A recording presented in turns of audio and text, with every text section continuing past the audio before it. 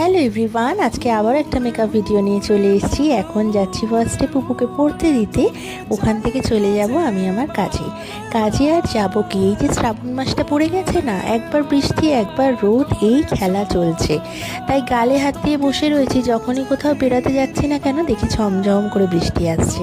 তাই ঘড়ি দেখতে দেখতে ভাবলাম না, বেরিয়েই পড়ি। এই যে আজকে আমার ক্লায়েন্ট হচ্ছে সঞ্চিতা, এই শাড়িটা পরছে। দেখো তো লুকটা কেমন লাগছে, তোমরা কিন্তু অবশ্যই কমেন্ট করে জানাবে ওকে কেমন লাগছে। তোমরা ওকে আগেও অনেক ভিডিওতে দেখেছো অবশ্য, ও আমার কাছে আগেও অনেকবার সেজেছে।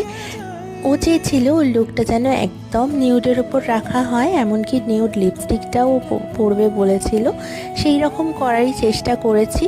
আর একদম গ্লিটার ছাড়া একটা মেকআপ লুক, একদম সিম্পল, তোমরা দেখতেই পাচ্ছ। আর নিউড মেকআপ তো সব সময় আমার ভীষণ পছন্দের। আর আই মেকআপটাও ও চেয়েছিল যে একটা স্মোকি আই করতে, কারণ ও কোনোদিন করেনি স্মোকি আই। তো একটা ব্রাউন স্মোকি ওকে করে দেওয়া হয়েছে লিপস্টিকের সাথে ম্যাচ করে। আর হেয়ারটা ওর মন মতো করা হয়েছে, একটুখানি মেসি করা হয়েছে হেয়ারটা। আরও বলেছিল একটু বেনি করে দিতে, তো তাই করে দেওয়া হয়েছে বেনি।